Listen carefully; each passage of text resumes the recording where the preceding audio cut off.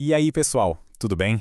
Olha só, hoje a gente tem uma daquelas discussões que literalmente mudam a forma como a gente enxerga o mundo e, claro, a nossa própria mente. Nós vamos pegar uma teoria psicanalítica super densa e transformar isso num projeto matemático, sabe? Uma coisa visual, lógica, direto ao ponto. Vamos decodificar juntos o que realmente rola nos bastidores dos nossos pensamentos. Para organizar as ideias, nosso roteiro vai passar rapidinho pela matemática da mente, o hardware dos fatores e estímulos, essa ideia genial da digestão mental de Bion, a grade e o pensamento, o que acontece quando o sistema falha e, por fim, o comportamento no instante T. Bora lá? Então, começando pela parte 1, a matemática da mente, onde a gente vai tentar visualizar o inconsciente.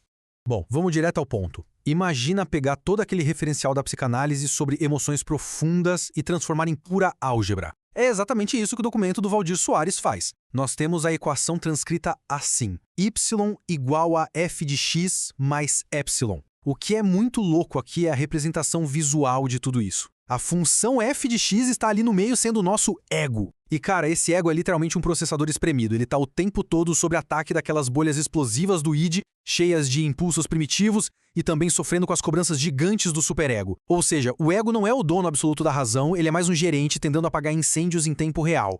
E essa equação obriga a gente a mudar totalmente de perspectiva. A personalidade não é só um conceito filosófico solto no ar, ela é um sistema complexo.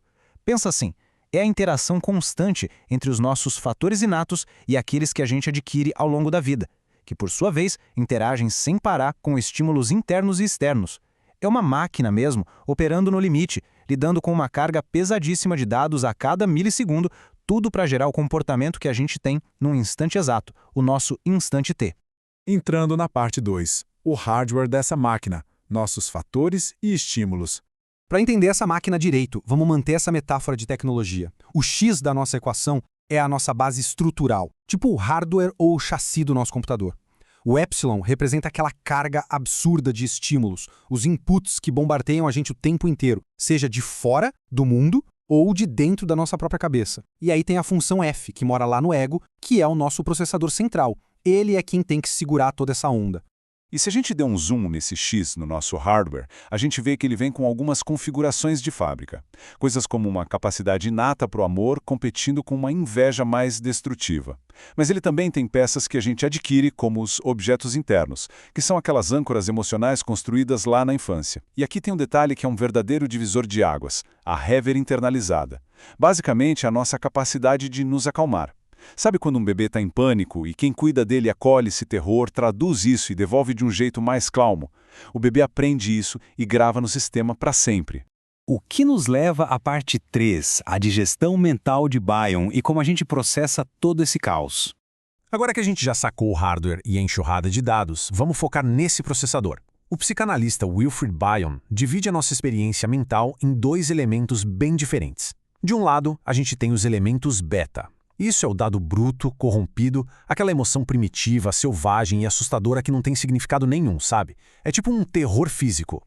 Do outro lado, nós temos os elementos alfa. Esses são os dados que já foram processados e digeridos. São pensamentos articulados prontinhos para virarem memórias e sonhos. E a ponte entre esse caos absoluto e a ordem é exatamente a nossa função alfa. Ela é a função f lá na nossa equação inicial. Esse processador mágico da mente tem uma missão diária e vital: transformar aqueles sentimentos brutos e aterrorizantes em pensamentos claros que a gente consiga gerenciar. E não dá para exagerar a importância dessa digestão mental no nosso dia a dia, viu? É isso que impede o nosso corpo de paralisar por causa de uma angústia asfixiante e nos permite, em vez disso, articular uma preocupação lógica. Sem essa digestão contínua, a vida seria literalmente um acúmulo insuportável e tóxico de estímulos. Chegando agora na parte 4, a grade e o pensamento, ou como a gente estrutura essa complexidade toda. Com esses sentimentos já digeridos, a nossa mente finalmente pode começar a construir. É aqui que entra o papel da famosa grade de Bion. Ela é praticamente um mapa de como o pensamento complexo é estruturado, degrau por degrau, e a inter-relação dela com a nossa equação é total.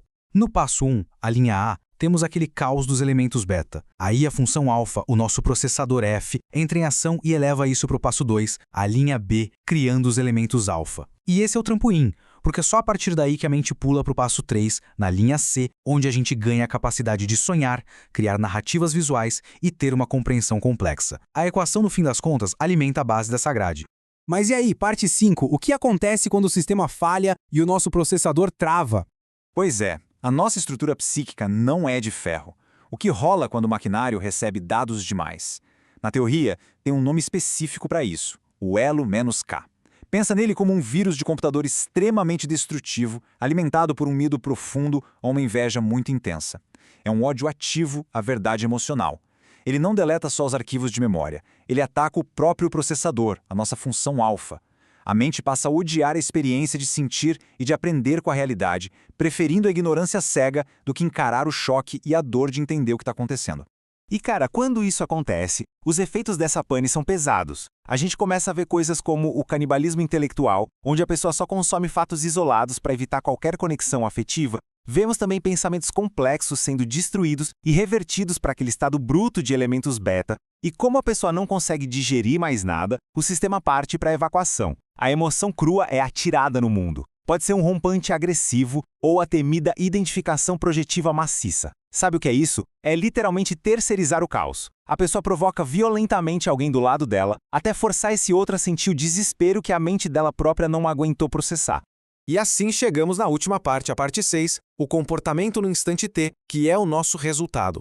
Isso fecha a nossa equação matemática. O ponto crucial de tudo que a gente viu é este. O comportamento observável a qualquer milissegundo, o instante T, é um resultado direto dessa matemática toda. Se a nossa máquina aguentou processar a carga, o Y que sai do outro lado é o pensamento, a linguagem clara e o conflito metabolizado. Agora, se o processador entrou em colapso total, por causa de estresse ou inveja, o Y que sai não é mais pensamento. Ele vira pura ação motora, pura evacuação de resíduos tóxicos no mundo real. Presta muita atenção nessa ideia. Uma explosão destrutiva nem sempre é malícia calculada. É muitas vezes o resultado matemático de uma mente sobrecarregada por emoções não digeridas, uma trágica falha do sistema. Mudar para essa perspectiva da equação faz a gente substituir de imediato aquele julgamento moral rápido por uma empatia clínica profunda. Uma atitude errática pode não ser maldade arquitetada, mas sim a prova visual de um colapso matemático, de uma mente que perdeu temporariamente a capacidade de processar a própria dor. E para fechar, eu queria deixar um questionamento no ar com a gente. Se o nosso comportamento é o resultado dessa matemática inflexível, desse hardware brigando com estímulos e rodando num processador, qual é o tamanho real da nossa agência para fazer um upgrade contínuo no nosso próprio código interno? Ou será que a gente está fadado a de vez em quando ser completamente dominado por esses velhos bugs inatos? É uma provocação e tanto para a gente continuar explorando os limites da mente. Muito obrigado por acompanharem essa decodificação de hoje.